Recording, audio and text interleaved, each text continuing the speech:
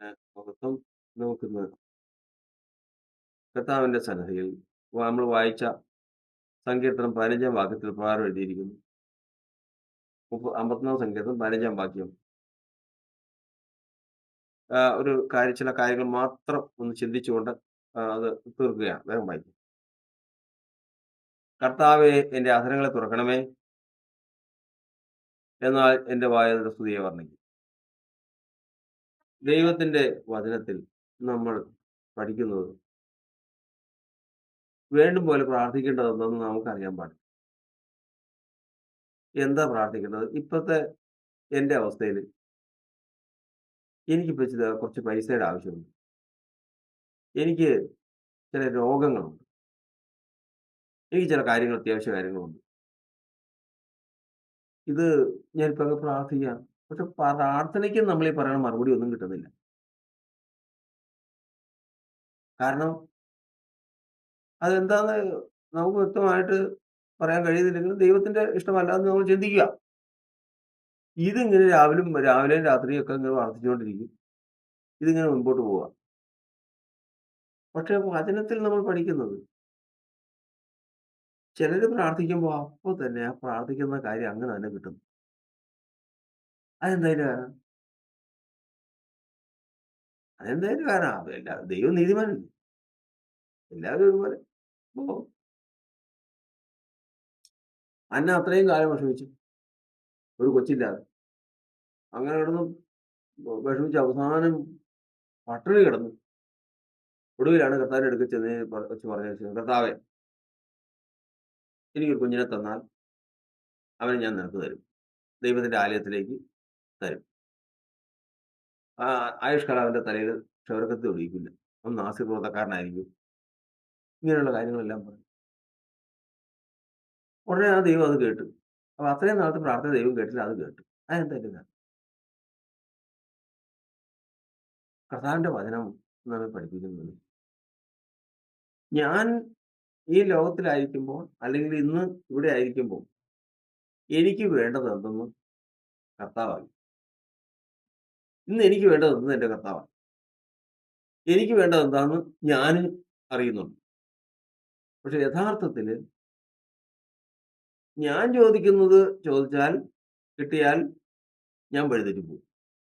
ദൈവം ആഗ്രഹിക്കുന്നത് ചോദിച്ച് കിട്ടിക്കഴിഞ്ഞാൽ ഒരു പ്രശ്നവും വരില്ല. അപ്പൊ ഓർത്ത് വേണം, കർത്താവേ, എനിക്കിന്ന് ഒരു 10,00,000 രൂപ എനിക്ക് കിട്ടണം എന്ന് പറഞ്ഞാൽ ശരി.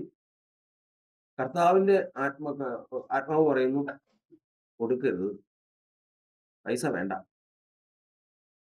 കാരണം ഇപ്പൊ ആ പൈസ കിട്ടിക്കഴിഞ്ഞാൽ അതുകൊണ്ട് വഴിതെറ്റിപ്പോകാൻ സാധ്യതയുണ്ട് എന്നും പറയും. ഇത് നോക്കുമ്പോഴേക്കും എന്റെ പ്രാർത്ഥന ഒന്ന് ദൈവത്തിന്റെ ആത്മാവിന്റെ പ്രാർത്ഥന വേർന്നു. അങ്ങനെ ഇരിക്കുമ്പോൾ എന്റെ പ്രാർത്ഥനയ്ക്ക് മറുപടിയില്ല. ദൈവത്തിന്റെ ആത്മാവിന്റെ പ്രാർത്ഥന നമ്മൾ വസിക്കുമ്പോഴാക്കിയ ദൈവത്തിന്റെ ആത്മാവിന്റെ പ്രാർത്ഥന ദൈവം നടത്തുകയും ചെയ്തു. അപ്പൊ ഇങ്ങനെ വരുമ്പോ ഞാൻ എന്താണ് ചെയ്യേണ്ടത്? ദൈവമേ, പ്രത്യേകിച്ച് നമ്മൾ ആത്മീയമായി താഴ്ച വന്നു കഴിയുമ്പോൾ ഉണ്ടാകുന്ന പ്രശ്നങ്ങളാണോ? കർത്താവേ, ഞാൻ ഈ രാത്രിയും പകലും രാവിലെയൊക്കെ ഇങ്ങനെ പ്രാർത്ഥിക്കുന്നു. എന്ത് പ്രയോജനം? ഞാൻ ഈ രാവും പോലും ഉപവസിക്കുന്നത് നീ കാണുന്നില്ലേ? ഈ പ്രാർത്ഥന കാണുന്നില്ലേ? എന്ത് പ്രയോജനം? ഏതെങ്കിലും ഒരു കാര്യത്തിന് നീക്കുപോക്കുണ്ടോ ഇതുവരെ? ഇല്ല. ഒരു നീക്കുപോക്കുമില്ല. പിന്നെ ഇങ്ങനെ മുമ്പോട്ട് പോകാനാണോ? കർത്താവിന്റെ വ വ കർത്താവ് അതാണ് കർത്താവിന്റെ വചനം പറയുന്നത്. കാര്യങ്ങൾ മനസ്സിലാക്കി. കാരണം ജീവിതത്തിൽ കുറെ നാൾ മുമ്പ് ഒരു പണി ചെയ്തതാ. ദൈവത്തെ നിരസിച്ചൊരു പ്രവൃത്തി ചെയ്തതാ. ആ നിരസിച്ചൊരു പ്രവൃത്തി ചെയ്ത് പാവപ്പെട്ട മനുഷ്യനെ കൊന്നു. ആ സമയത്ത് അതെല്ലാം കഴിഞ്ഞ പിന്നെ ഉണ്ടല്ലോ, പ്രാർത്ഥനയ്ക്ക് ഒരു കുഴപ്പമില്ല. രാവും പോലും ദീർഘമായിട്ടുള്ള പ്രാർത്ഥന. ഒരു മണിക്കൂറൊക്കെ നന്നായിട്ട് അടിച്ച് പിന്നിച്ച് പ്രാർത്ഥിക്കാം. പക്ഷെ യാതൊരു പ്രയോജനവും ഇല്ല. അതെന്താ അത്? കർത്താവിന്റെ വചനം പറയുന്നത് കാര്യം മനസ്സിലായി. അവസാനം ദാവീദിന് കാര്യം മനസ്സിലായി. ഈ പ്രാർത്ഥന മുഴുവൻ പ്രാർത്ഥിക്കുന്ന ആരാ? ദാവീദാ പ്രാർത്ഥിക്കുന്നത്. ദൈവത്തിന് ഇഷ്ടം അറിയുന്ന ദൈവത്തിന്റെ ഇഷ്ടം അറിയുന്നവൻ തന്റെ ആത്മാവിനാൽ ഒരു മനുഷ്യന്റെ വായെ തുറക്കണമെങ്കിൽ എന്ത് ചെയ്യണം? കർത്താവെ ദൈവത്തിന് ഇഷ്ടം പ്രാർത്ഥിക്കണമെങ്കിൽ ദൈവം വാ തുറക്കണം. അത് സംഭവിക്കുന്നില്ല. തുറക്കുന്ന മുഴുവൻ ആരാ? തുറക്കുന്ന മുഴുവൻ ഞാനാ തുറക്കുന്നത്. രാവും പകലും ഞാൻ തുറന്നു. ഉപവാസത്തോടും പ്രാർത്ഥനയോടും കൂടി ഞാൻ തുറന്നു. പ്രാർത്ഥനയ്ക്ക് മറുപടിയില്ല. കാര്യം മനസ്സിലാക്കിയത് ദാവീദ് പറയുകയാണ്. പറയുന്ന വാക്കാണ്. ആ വാക്ക് പ്രാർത്ഥിക്കണം. എന്താ? യഹോവേ എന്റെ വായെ തുറക്കണം. ഞാൻ എന്തെല്ലാം കാര്യമൊക്കെ ചോദിച്ചു. അതങ്ങ് അടച്ച് പോട്ടെ. ഇനി ഇനി ആര് തുറക്കണം? നീ തുറക്കണം. നീ തുറക്കണം. എന്നിട്ട് നിന്റെ ഇഷ്ടം പ്രാർത്ഥിക്കണം. അപ്പൊ കാര്യം നടക്കും. അപ്പൊ കാര്യം നടക്കും. ഈ നീ എന്റെ വാ വാ നീ തുറക്കണമെങ്കിൽ എന്താ വിഷയം?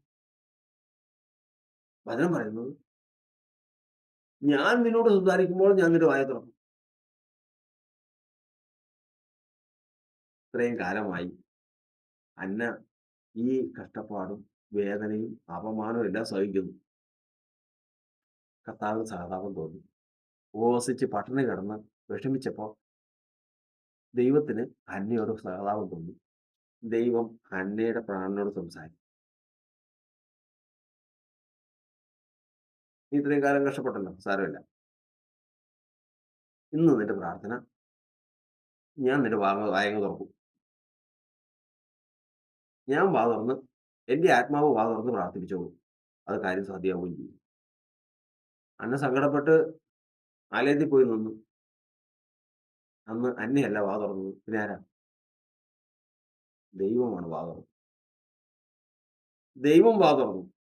അന്ന ഹൃദയം കൊണ്ട് സംസാരിച്ചതിനാൽ അധരം അനങ്ങിയതല്ലാതെ ശബ്ദം കേൾപ്പാനില്ലായിരുന്നു.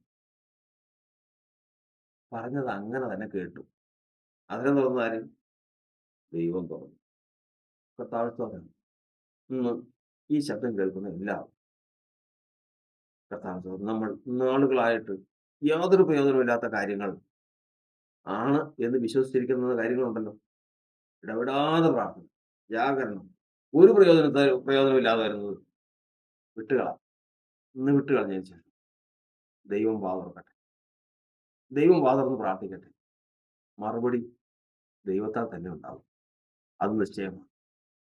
നമ്മൾ വാ തുറക്കുന്ന അനുഭവം മാറി. ദൈവമേ, ഇന്ന് ഞാൻ ഈ അനുഭവിക്കുന്ന വേദനയ്ക്കും കഷ്ടതയ്ക്കും ആവശ്യങ്ങൾക്കും എന്റെ വായ ഞാനല്ല നീ തുറന്നു. മുട്ടുകളെ മടക്കാം, പ്രാർത്ഥിക്കാം. പരിശുദ്ധനായ ദൈവമേ, സ്വർഗസ്ഥ പിതാവേ, ഈ നല്ല സമയത്തിനായി ഞങ്ങൾ കർത്താവിനെ സ്തുതിക്കുന്നു. കൃപയാൽ ഞങ്ങളെ ഇത്രത്തോളം നടത്തിയ ദൈവം ഇന്നും ഞങ്ങളോടൊപ്പം ഉള്ളതുകൊണ്ട് കർത്താവിനെ സ്തുതിക്കുന്നു. ഞങ്ങളുടെ പ്രാർത്ഥനയെ കേൾക്കണം. ഞങ്ങളെ യാതനയെ ശ്രദ്ധിക്കണം. ഞങ്ങളല്ല, കർത്താവ് തന്നെ ഞങ്ങളുടെ അധരത്തെ തുറന്ന് ഞങ്ങൾ പക്ഷപാതം ചെയ്യണം. ഞങ്ങളുടെ കാര്യം ദൈവത്താൽ സാധ്യമാകട്ടെ. അന്നയുടെ പ്രാർത്ഥന കേട്ട ദൈവം, കർത്താവ് സമർപ്പണത്തോടെ പ്രാർത്ഥന കേട്ട ദൈവം, കർത്താവ് ഞങ്ങളുടെ പ്രാണനോട് സംസാരിച്ച് ഞങ്ങളുടെ അധരത്തെ തുറന്ന് ഞങ്ങളുടെ ആവശ്യങ്ങൾ കർത്താവിന്റെ ഹിതപ്രകാരം നൽകി തരുവാൻ കർത്താവ് സാധിക്കും. വിഷയങ്ങളിലേക്ക് കർത്താവെ സമർപ്പിക്കുന്നു. ഞങ്ങളുടെ വിഷയങ്ങളെ കർത്താവ് ഏറ്റെടുക്കണം. നന്മകൾക്കായി സ്തോത്രം, അനുഗ്രഹങ്ങൾക്കായി സ്തോത്രം.